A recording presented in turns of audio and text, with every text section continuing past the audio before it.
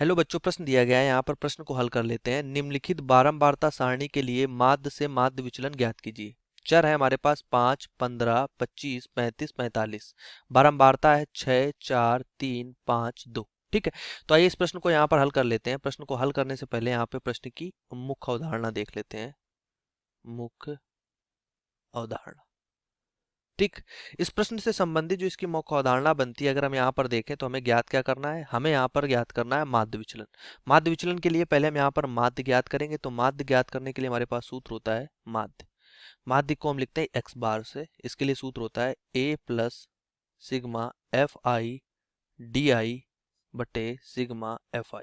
ठीक है, जहाँ एफ आई हमारे पास बारंबारता है और ए की अगर हम बात करें तो हमारे पास ये कल्पित माध्य है। ठीक है, तो यहाँ पर हम पहले सारणी बनाएंगे। अपनी सारणी हम अगर लिखते हैं, चर को हम यहाँ पर एक्स से दिखा रहे हैं। ये हमारे पास क्या है, 5, 15, 25, 35 और 45।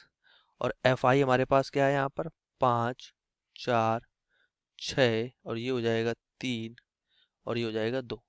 तो यहाँ से अगर हम डी आई पहले ज्ञात करते हैं तो डी आई इक्वल टू होता है एक्स माइनस ए, जहाँ ए कल्पित माध्य होता है और कल्पित माध्य हम बीच वाले पद को मानते हैं। तो ये हमारे पास जो है 25, इसको हम यहाँ पर ए मान लेते हैं।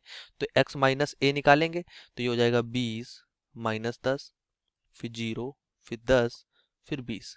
फिर हम निकालते हैं एफ आई डी आई माध्य के लिए। तो यहाँ से हो जाता है F I D I minus का 100, फिर माइनस 40, 0, 30, 40। ये आ गया एफ आई डी आई। हमें प्रश्न में ज्ञात करना है मानक विचलन, और मानक विचलन के लिए जो हमारे पास इसका सूत्र होता है मानक विचलन। तो मानक विचलन के लिए जो हम सूत्र लिखते हैं वो होता है हमारे पास यहाँ पर अंडर रूट के अंदर ये हो जाता है हमारे पास समेशन एफ आई और एक्स माइनस एक्स बार का स्क्वायर और बटे में हमारे पास क्या हो जाता है समेशन एफ आई। ठीक, जहाँ एफ आई क्या है, बारंबारताओं का योग हो जाएगा जब समेशन लग जाएगा वहां पर। ठीक है, तो आइए यहाँ पर आगे इसको प्रश्न को हल करते हैं। तो यहाँ पर पहले हम ज्ञात करेंगे समेशन एफ आई डी आई। तो यहाँ से अगर समेशन एफ आई डी आई लिखें तो इसका मान हमारे पास कितना आ जाएगा, माइनस का 70। और समेशन एफ का मान कितना आ जाएगा, ये हमारे पास आ जाएगा 20। तो यहाँ से माध्य निकाल लेंगे। माध्य हमारे पास क्या आ जाएगा, माध्य हमारे पास आ जाएगा A plus summation F I D I और बटे का समेशन एफ आई। ये हमारे पास था 25 प्लस यहाँ पर अगर देखें summation F I D I minus का 70 और बटे में 20। तो इसका मान हमारे पास आ जाता है 21.5। ठीक, ये आ गया हमारे पास माध्य। अब हम यहाँ से निकालेंगे x माइनस एक्स बार को। यहाँ से अगर हम निकालते हैं x माइनस एक्स बार को तो ये हो जाएगा, ये इक्वल का साइन हटा देते हैं, ये हो जाएगा माइनस का 16.5, फिर माइनस का 6.5, फिर आ जाएगा 3.5 और आगे आ जाएगा 13.5, फिर 23.5। ठीक, इसका फिर वर्ग कर लेते हैं। तो यहाँ से इसका वर्ग कर लेंगे तो ये हो जाएगा 275.25। ये हो जाएगा यहाँ पर 42.25। ये हो जाएगा यहाँ पर 12.25 और फिर हो जाएगा 182.25 और यहाँ पे हो जाएगा 552.25। ठीक है, अब यहाँ से हम इसमें f का गुणा कर लेंगे, एफ आई का बारंबारता का। तो ये हमारे पास बन जाएगा यहाँ पर 1361.25, फिर ये बन जाएगा 169, ये हो जाएगा 73.5, फिर हो जाएगा 546.75 और ये हो जाएगा 1104.5।